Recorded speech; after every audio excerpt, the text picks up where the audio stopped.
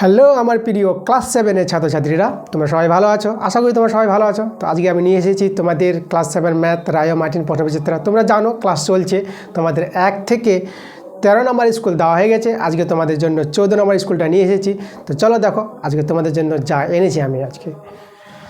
Class 7 math রায় ও Martin প্রশ্নবিচিত্রা first সামিটি 2025 school 14। এর আগের 1 থেকে 13টা স্কুল তোমাদের দেওয়া হয়ে গেছে। তো 14 নম্বর স্কুলটা দেখবা যে পেজ নাম্বার 127 পাতা আছে। 127 পাতা যে স্কুল দুটো আছে, আমরা স্কুল দুটোর নামগুলো দেখে নিই। আমাদের প্রথম স্কুলটা দেখতে পাচ্ছি Itahar girls high school HS. আরেকটা স্কুল আছে এখানে যে বার্গে পিকে হাই স্কুল এইচএস। তো এই দুটো স্কুল নিয়ে যে সেটটা তৈরি করেছে 14 নম্বর সেটটা, এটা তোমাদের করাবো। তোমাদের যে বইটা আছে রায় ও মার্টিন প্রশ্নবিচিত্রা বইটা, এই বইটা হাতে নাও এবং বইটা খুলে প্রশ্নগুলো দেখবা। যে অঙ্কগুলো করাবো সেই প্রশ্নগুলো তোমাদের দেখতে হবে, বুঝতে হবে, তারপর অঙ্ক তোমরা কিন্তু বেশি বুঝতে পারবা। তাহলে প্রশ্ন দেখাটা কিন্তু অবশ্যই দরকার। তো চলো দেরি করবো না, তাড়াতাড়ি করে আজকে ক্লাস শুরু করে নেবো। তো তোমরা তাড়াতাড়ি করে ভিডিওতে লাইক করে দাও, ভিডিওগুলো বন্ধুদের কাছে বেশি বেশি করে শেয়ার করে দাও। তো চলো আজকের ক্লাসের অঙ্কগুলো আমরা দেখে নিচ্ছি। তো চলে আসলাম একের অঙ্কগুলো। 1 নম্বরটা দেখো বলেছে 1 টাকার 1/2 অংশ সমান সমান কত পয়সা হবে। আমাদের শূন্যস্থান পূরণ করতে বলেছে, পয়সা করতে বলেছে। তো আমরা কী করবো, এই যে টাকাকে পয়সা করে নেবো। তো আমরা লিখবো 1 টাকা সমান সমান আমাদের জানতে হবে কত পয়সা হয়। তাহলে 1 টাকা সমান সমান 100 পয়সা, তোমরা জানো। তো আমরা লিখবো 100 পয়সা 1/2 অংশ। তাহলে 100 পয়সার বলতে 100 গুণিত 1/2, পয়সাটা এখানে নিতে হবে, এটা গুণ করে নাও, 50 পেয়ে যাবা। তাহলে অ্যান্সার আমাদের 50 পয়সা।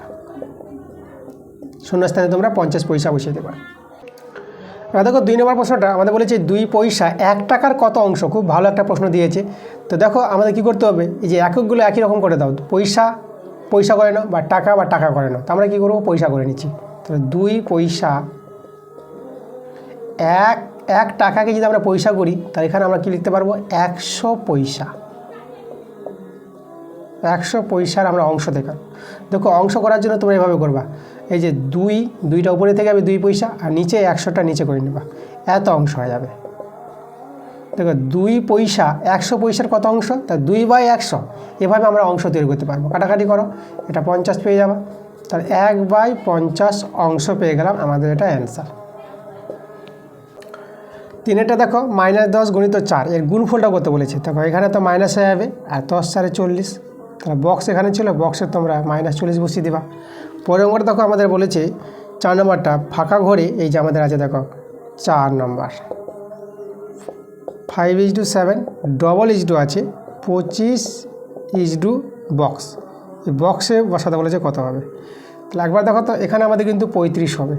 কী করে বুঝলাম, তোমরা এটা লঘিষ্ঠ করো। দেখো লঘিষ্ঠ করলে তোমরা 5 দিয়ে যদি ভাগ করো, তো 5 5 25, 5 পাবা, আর 5 7 35। দেখো 5:7, মানে দুই দিকে সমান দেখাতে হবে। এই যে ডবল আছে মানে সমানুপাতে আছে, এইদিকে যেটা থাকবে অনুপাতটা, এদিকেও সেটা থাকবে। তুমি আরেকভাবে করতে পারো, এই যে বক্সের মানটাই বের করে নিতে পারো সমাধান করে। বক্সের মানটা বের করলে তোমরা 35 পেয়ে যাবা। ঠিক আছে, এভাবে অ্যান্সারটা পেয়ে যাবা। তারপরে দেখো এখানে আমাদের 5 নম্বরে যেটা বলেছে একটি 1 টাকার মুদ্রা মূল্যের অনুপাত। দেখো একটি আদুলি, আচ্ছা আমরা লিখবো প্রথমে একটি আদুলি।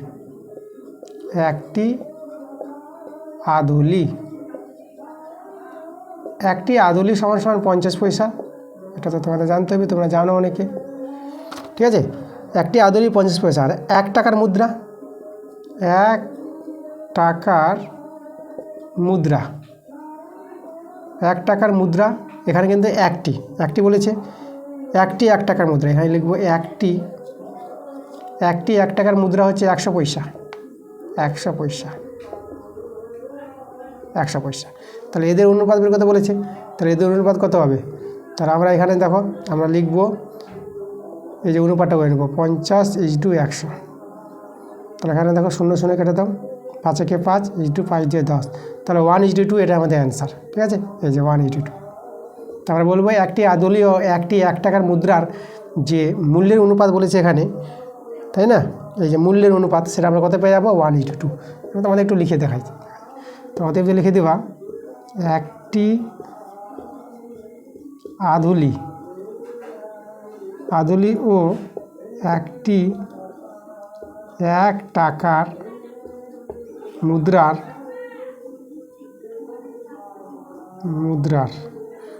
মানটা, এখানে আমাদের দৈর্ঘ্য নাই, হ্রস্বকার আছে। মুদ্রার মূল্যের অনুপাত, মূল্যের অনুপাত কত পেয়ে গেলাম? এই যে দেখো, এই যে আমাদের 1:2 পেয়ে গেলাম। এই যে 50:100কে সরল করে 1:2। 6 প্রশ্ন দেখো, আমাদের 5-এর পাওয়ারে 0 আছে, এর মান বের করতে বলেছে। এর মান 1 হয়ে যাবে, পাওয়ারে 0 হলে তার মানটা কিন্তু 1 হয়ে যায়। 7 নম্বরে বলেছে সমবাহু ত্রিভুজের প্রতিটি কোণের মান কত হয়? 60 ডিগ্রি করে হয়। সমবাহু ত্রিভুজ যার প্রতিটি বাহু সমান, তার দেখবা কোণগুলো কিন্তু হবে 60 ডিগ্রি করে। তো তোমরা 60 ডিগ্রি দিয়ে দেবে অ্যান্সার। 8 নম্বর। আর এটা বলেছে এখানে এক সরলকোণ সমান কত হবে? এক সরলকোণ সমান 2 সমকোণ হয়। 2 সমকোণ, 2 সমকোণ বলতে এক সমকোণ হয় 90 ডিগ্রি, তো 2 সমকোণ কত ডিগ্রি হবে? 180 ডিগ্রি। তোমরা 180 ডিগ্রি দিতে পারো বা 2 সমকোণ। যখন সমকোণ বলে দিয়েছে তো 2 দিতে হবে তোমাকে, 2 সমকোণ, শূন্যস্থানে 2 বসবে। এবার দেখো 2-এর 1-এর প্রশ্নটা আমাদের বলেছে একটি খাতার দাম 6.50 টাকা হলে 15টি খাতার দাম কত? একটি খাতার দাম কত বলেছে? 6.5 টাকা, 6.50 টাকা। 50 বলা হয় না, 50 বলা হয়, 6.50 টাকা। আচ্ছা, তার 15টি খাতার দাম কত হবে? 15টি খাতার দাম 15 দিয়ে গুণ করতে হবে, 6.50 গুণিত 15, এত টাকা। তাহলে এটা গুণ করে নাও। দেখো 15 0 0, 15 5 75, 5, আর 15 6 90, আর ওদিকে আমাদের কত থেকে গেল হাতে? 7।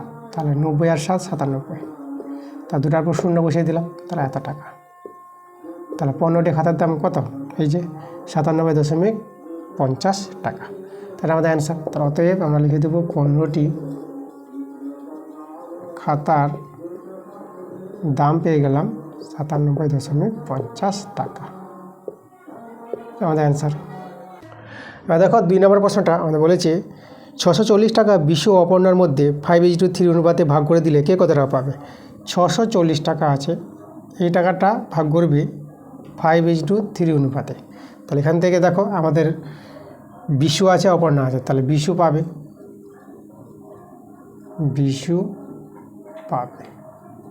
দেখো বিশু হচ্ছে 5, আর নিচে আনুপাতিক যোগ দিবা, 5 আর 3 যোগ করে 8 পেয়ে যাবা।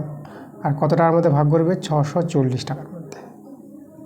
এটা সলভ করলে 20 টাকাটা পেয়ে যাবো। 8 8 64, 0, 5 8 40, 0, 400 টাকা বিশু পাবে।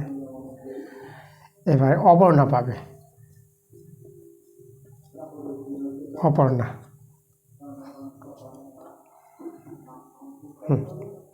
তাহলে অপর্ণা পাবে, দেখো অপর্ণা কত পাবে? দেখো অপর্ণা 3 ছিল, তার 3 দিয়ে গুণ করে দাও, এই যে আসছে, কাটাকাটি একবার করে নিয়েছো, আর কাটাকাটি করা দরকার নাই। 3 8 24, 240 টাকা, এটা অপর্ণা পাবে।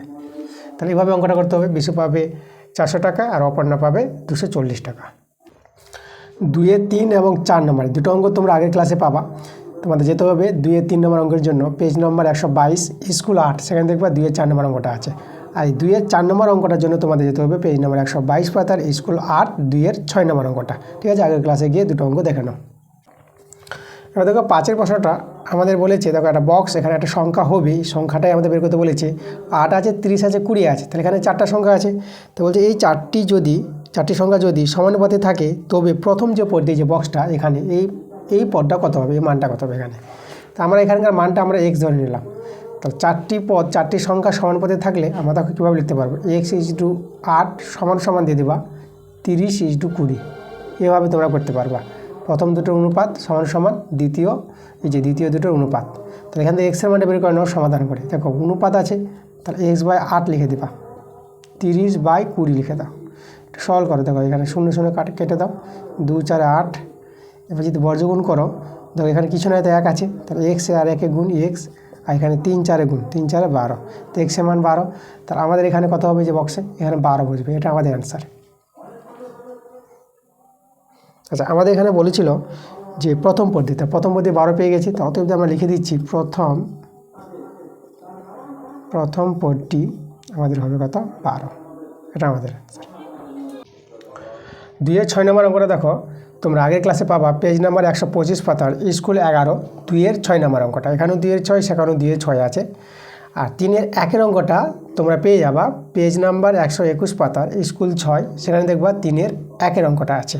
এখানেও 3-এর 1-এর অঙ্ক, সেখানেও 3-এর 1-এর অঙ্ক। তাহলে এই দুটো অঙ্ক তোমরা আগের ক্লাসে যাও, যেভাবে তোমাদের পেজ নাম্বার স্কুল নাম্বার বলে দিলাম, সেখানে গিয়ে তোমরা দুটো অঙ্ক পেয়ে যাবা, আর সেখান থেকে তোমরা দুটো অঙ্ক দেখে নাও। তো 3-এর 2 নম্বর অঙ্কটা আমাদের যোগ করতে বলেছে, তাহলে আমরা এখানে যোগ চিহ্ন দিয়ে দিলাম। তা যোগ করো, দেখো তো আমাদের এই দুটো যদি যোগ করো, দেখো আমরা যদি প্রথমে দেখো বন্ধনীগুলো উঠিয়ে নাও ভালোভাবে। তো বন্ধনীগুলো উঠিয়ে নিব, এই যে দেখো বন্ধনী উঠিয়ে নিলাম, প্লাস আছে, কোনো অসুবিধা নাই। আচ্ছা, এখানে দেখো এক্সের সঙ্গে এক্সের সদস্য রাশি যোগ বিয়োগ, এটার সঙ্গে এটা যোগ বিয়োগ করলে যে 18 থেকে 5 বাদ যাবে, তাই না? এটা বিয়োগ আছে, যোগ বিয়োগ থাকলে বিয়োগের কাজ করবা। তাহলে 18 থেকে 5 যদি বিয়োগ করো তাহলে কত হয়ে যাবে? 13 হয়ে যাবে, 13x। আর যে ওয়াইগুলো দেখো, এখানে 15y 3y, 15 বড়, তো মাইনাস চিহ্ন দিয়ে দাও, 15 থেকে 3 বাদ চলে যাবে, তাই তো? তাহলে এখানে কত পেয়ে যাবে? 12y। তাহলে এদের যে যোগফলটা আমরা পেয়ে গেলাম এই যে 13x মাইনাস 12y, এটা অ্যান্সার। দেখো 3-এর প্রশ্নটা বলেছে এই যে রাশিটা আছে, এই রাশি থেকে কত বিয়োগ করবো যে এই রাশিটা পেয়ে যাব। তাহলে এটা থেকে আমাদের বিয়োগ করতে হবে যে এটা হবে, কত বিয়োগ করব। তো দেখো, তো আমি তোমাদের একটা উদাহরণ দিচ্ছি। তোমাদের বলা হলো 5 থেকে কত বিয়োগ করব, এই যে কত, এখানে আমাদের ফাঁকা থেকে গেল, কত বিয়োগ করব যে আমরা 3 পেয়ে যাব। তো তোমাদের সহজে বলে দেবা যে 2 বিয়োগ করব। 2 যদি বিয়োগ করি তাহলে 5 থেকে 2 বাদ দিলে পরে 3। তাহলে আমাদের দেখো তো এই যে এই দুইটা আসছে কী করে? আমরা যদি 5 থেকে এই যে এই দুটো তো জানা আছে, এই যে এটা ছিল না, কিন্তু এটা জানা আছে। 5 থেকে আমরা 3 যদি বিয়োগ করে দিই, দেখো এই উত্তরটা চলে আসবে 2। তাহলে একইভাবে এই জিনিসটা যে এর সঙ্গে কত বিয়োগ করলে আমরা এটা পাবো, তাহলে আমরা এটা থেকে এটা বিয়োগ করে দেবো, তখনই অ্যান্সারটা চলে আসবে। তো আমরা করবো কি, অতএব এই যে 11x আছে মাইনাস 7y প্লাস 9z, এই যে প্রথমটা থেকে আমরা বিয়োগ দেবো, এই যেটা 7x plus y minus 2z। এবার বন্ধনী উঠাবো, 11x minus 7y plus 9z। এবার দেখো মাইনাস দিয়ে এবার কী হবে? গুণ হয়ে যাবে যখন বন্ধনী উঠাবো, মাইনাস 7x পেয়ে যাবো, মাইনাস y পেয়ে যাবা, আর মাইনাস মাইনাসে প্লাস 2z, চিহ্নগুলো চেঞ্জ হয়ে যাবে, মাইনাসটা ভিতরে গুণ হচ্ছে, চিহ্নগুলো পাল্টে যাবে। এবার দেখো সদস্য রাশি, এই যে মাইনাস 11x মাইনাস 7x, এটা মাইনাস 18x পেয়ে যাবা, একই চিহ্ন, যোগের কাজ, চিহ্ন বিয়োগে বসাবা। আর y দেখো মাইনাস 7y আর মাইনাস y, এটা মাইনাস 8y হবে। আর এটা দেখো প্লাস 9z আর প্লাস 2z, এখানে যোগ হয়ে যাবে, তাহলে এটা 11z পেয়ে যাবে। তো দেখো আমরা এটা অ্যান্সার পেয়ে গেলাম। তাহলে এত থেকে কত বিয়োগ করলে এটা পাবো? তাহলে এই যে রাশিটা যে বিয়োগ করি, তাহলে আমরা কিন্তু এটা পেয়ে যাবো। তো এটাই আমাদের অ্যান্সার, এই যে অ্যান্সার। 3-এর 4 নম্বর অঙ্কটা তোমরা আগের ক্লাসে পেয়ে যাবা পেজ নাম্বার 121 পাতার স্কুল 7, সেখানে দেখবা 3-এর 2 নম্বর অঙ্কটা আছে, একই অঙ্ক, আগের ক্লাসে গিয়ে অঙ্কটা দেখে নাও। 5-এর প্রশ্নটা দেখো, আমাদের বলেছে একটি আয়তক্ষেত্রের দৈর্ঘ্য 2x প্লাস 3y মিটার এবং প্রস্থ 2x মাইনাস 3y মিটার হলে ক্ষেত্রফল কত? তো আয়তক্ষেত্রের ক্ষেত্রফল আমাদের বের করতে বলেছে, আয়তক্ষেত্রের ক্ষেত্রফল। আয়তক্ষেত্রের ক্ষেত্রফলের সূত্র কী হয়? দৈর্ঘ্য ইন্টু প্রস্থ। তো দৈর্ঘ্য আছে দেখো 2x প্লাস 3y, দৈর্ঘ্য ইন্টু প্রস্থ আছে 2x মাইনাস 3y, এত বর্গ মিটার। ক্ষেত্রফল যখন থাকবে বর্গ কথাটা আসবে, বর্গ মিটার। তো দেখো আমাদের দৈর্ঘ্য ইন্টু প্রস্থ, এই যে প্রথম বন্ধনী আকারে আছে, বন্ধনী আকারে মানে গুণের আকার, তার দৈর্ঘ্য গুণিত প্রস্থ, এই যে দৈর্ঘ্য প্রস্থের গুণফলটা আমাদের কি? আয়তক্ষেত্রের ক্ষেত্রফল। এবার এদের গুণটা করবো, দেখো এদের গুণটা আমরা এই যে সূত্র আকারে করে নিই আমরা, a plus B into a minus B, এটা আমাদের সূত্র পড়ছে a স্কোয়ার মানে বি স্কোয়ার সূত্র। তোমরা রাশি গুণ করলেও হবে।